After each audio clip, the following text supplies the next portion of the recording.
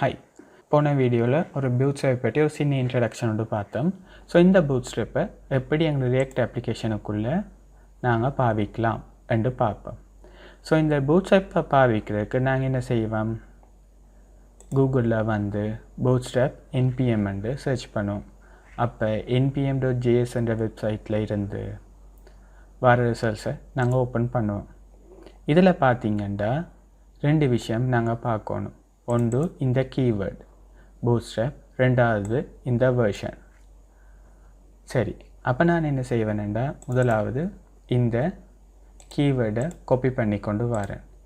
வந்து இந்த ப்ரொஜெக்டில் package.json என்ற ஒரு ஃபைல் ஒன்று இருக்குது. அவரை டபுள் கிளிக் பண்ணுறேன். அவருக்குள்ளே அதில் dependencies என்ற ஒரு செக்ஷன் ஒன்று இருக்குது. அவருக்குள்ளே இருக்கிற கடைசி வரியில் வந்து கமா போட்டுட்டு என்டர் பண்ணுங்க. என்டர் பண்ணிவிட்டு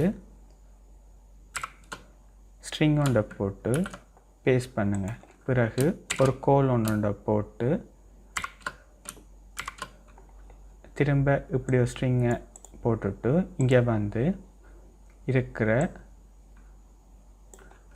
வெர்ஷனை காப்பி பண்ணி கொண்டு வந்து இதில் பேஸ்ட் பண்ணுங்க. சரி, பேஸ்ட் பண்ணின உடனே இவர் ஒரு லைட் yellowish கலராக காட்டுறார். ஏனெண்டா இவரை நாங்கள் இன்னும் எங்களோட ப்ரொஜெக்டுக்கு நாங்கள் டவுன்லோட் பண்ணி எடுக்க இல்லை. ஸோ அதுக்கு என்ன செய்யணும்னா, டெர்மினலில் வந்து ரன் பண்ணி கொண்டிருக்கிற உங்களோட கமாண்ட் ப்ராம்ப்டை கண்ட்ரோலும் C அமர்த்தி நிப்பாட்டுங்க.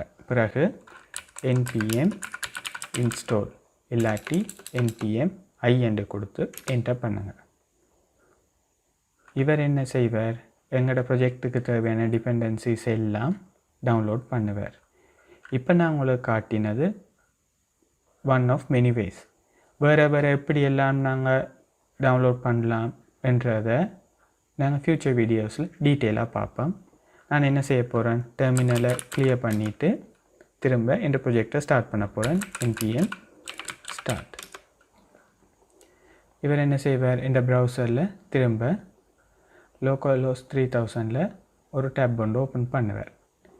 எங்களுக்கு இப்போ மிச்சம் ஒன்றும் தேவையில்லை, அவையில் க்ளோஸ் பண்ணிவிட்டு அடுத்தது என்ன செய்யணும், அவரை நான் இந்த இடத்துல பாவிக்கணும். நான் இப்போ எப்படி நான் எழுதின சிஎஸ்எஸ்ஸை இம்போர்ட் பண்ணானோ அப்படி நான் இப்போ டவுன்லோட் பண்ணின பூட்ஸ்ட்ராப்பை இம்போர்ட் பண்ணணும்.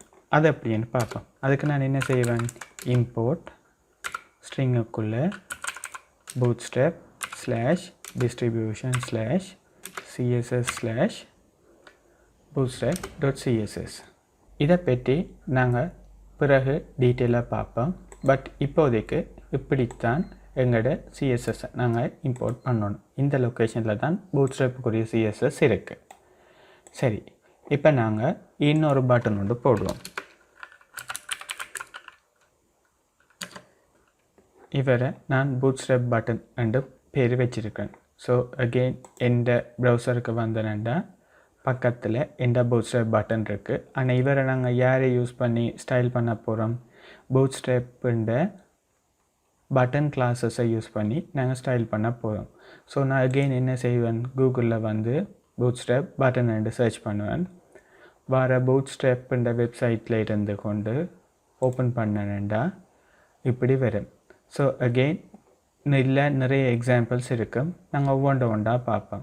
இப்போ இதில் பார்த்தீங்கன்னா ஒரு எக்ஸாம்பிள் ஒன்று காட்டியிருக்கிறாங்க. அப்போ இதில் இருக்கிற அவ்வளவுமே பட்டன்ஸ், சரிதானே?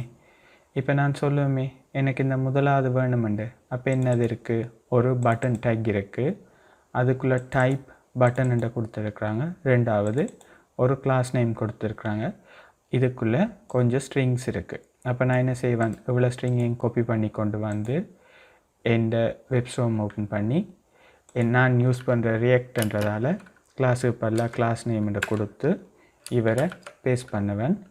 இப்போ எனக்கு கொஞ்சம் ஸ்பேஸ் வேணுமென்றக்காண்டி எந்த லெஃப்ட் பேனலை மினிமைஸ் பண்ணுறேன். இப்போ நான் இவரை சேவ் பண்ணிவிட்டு எந்த ப்ரௌசர் ஓப்பன் பண்ணி எந்த ரியாக்ட் ஆப்புக்கு வரேன். வந்த உடனே நீங்கள் பார்த்தீங்கன்னா உடனேயே இந்த பட்டன் ஸ்டைல் ஆகிட்டு நாங்கள் இவருக்காண்டி தனியே ஒரு சிஎஸ்எஸ் ஃபைல் எழுதையில் ஒன்றும் செய்யலை. பூட்ஸ்ட்ராப்பை இன்ஸ்டால் பண்ணாங்கங்கிற ப்ரொஜெக்டுக்குள்ளே டிரெக்டாக இதில் பாவிக்கிறோம். நாங்கள் வேணுமெண்டா இன்னும் 2-3 எக்ஸாம்பிள் பார்க்கலாம். இப்போ திரும்ப இந்த ப்ரௌசருக்கு வந்து பூட்ஸ்ட்ராப்ன பேஜுக்கு வந்து கீழே ஸ்க்ரோல் பண்ணி கொண்டு வந்தேன்டா வித்தியாசமான பட்டன் வரும். இதில் பார்த்தீங்கன்னா இது கொஞ்சம் இன்ட்ரெஸ்டிங்காக இருக்குது. ஓகே, இதில் 2வது எக்ஸாம்பிள் எடுப்போம். காப்பி பண்ணி கொண்டு வந்து இங்கே வந்து பேஸ்ட் பண்ணுறேன். சேவ் பண்ணிவிட்டு அகெயின் இந்த ப்ரௌசருக்கு வந்து ஆப்புக்கு வந்து ரீஃப்ரெஷ் பண்ணுறேன். இப்போ பட்டனில் பார்த்தீங்கன்னா வெறும் அவுட்லைன் மட்டும் இருக்குது. நான் ஹாவ் பண்ணிக்க அந்த பட்டன் கலர் ஆகுது. அகெயின் நான் இதை வந்து இன்னொரு எக்ஸாம்பிளை பார்ப்பேன். இதில் பார்த்தீங்கன்னா பட்டனோட சைஸ் பெருசாக இருக்கிறதுக்கு இருக்குது. இதை நான் காப்பி பண்ணி கொண்டு வந்து